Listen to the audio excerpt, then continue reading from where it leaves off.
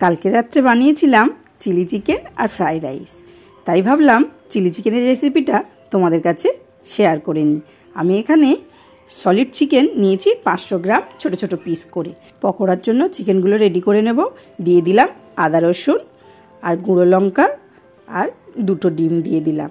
দিয়ে এর মধ্যে দিয়ে দেব একটু নুন আর একটু গরম মশলার গুঁড়ো, আর দেব 2 চামচ কর্নফ্লাওয়ার আর 3 চামচ ময়দা।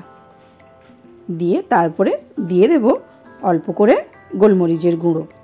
গোলমরিচের গুঁড়ো দিয়ে ভালো করে আমি মাখিয়ে নেব।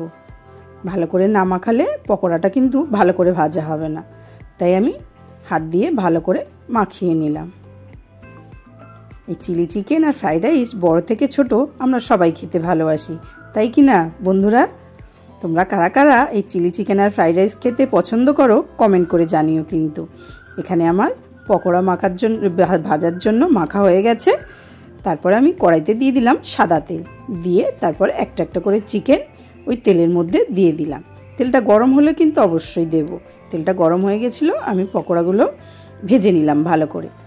ভেজে এপিটোপিট ভালো করে লাল লাল করে ভেজে নেব। আর এই সময় কিন্তু গ্যাসের ফ্লেমটা খুব হাই করে দেবে না, একটু কমিয়ে রাখবে, না তো ভেতরে কাঁচা থাকবে। দেখো ভাজা হয়ে গেছে। এবারে আমি পকোড়াগুলোকে তুলে ফেলবো।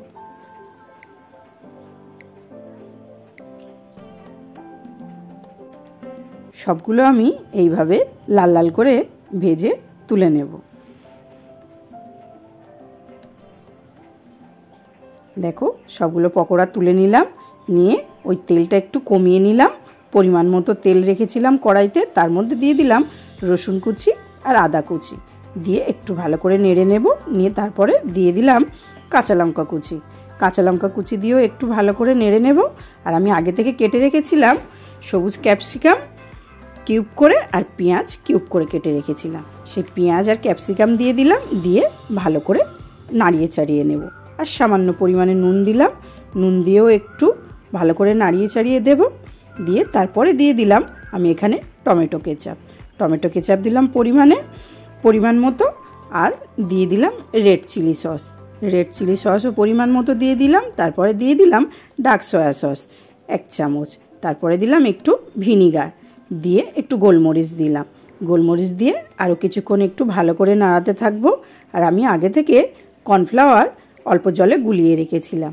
তারপরে ভালো করে নাড়িয়ে ছাড়িয়ে কর্নফ্লাওয়ারগুলো জলটাও দিয়ে দিলাম। দিয়ে একটু প্লেন জলও দিলাম। জলটা যেহেতু কম হয়েছিল, প্লেন জলটা দিয়ে ভালো করে নাড়িয়ে চাড়িয়ে পকোড়াগুলো দিয়ে দিলাম। পকোড়াগুলো দিয়ে এবার ভালো করে ফুটতে দেব। ভালো করে ফুটে গেছে। সামান্য পরিমাণে চিনি দিয়ে দিলাম, খুব বেশি কিন্তু চিনি দেব না, অল্প পরিমাণে চিনি দিয়েছি।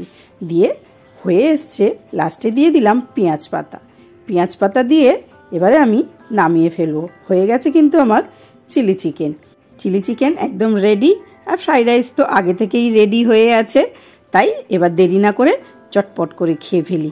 কেমন লাগলো বন্ধুরা ভিডিওটা কমেন্ট করে জানিও কিন্তু। আর কারা কারা ফ্রাইড রাইস আর এই চিলি চিকেন খেতে পছন্দ করো সেটা কিন্তু অবশ্যই জানাবে কিন্তু বন্ধুরা।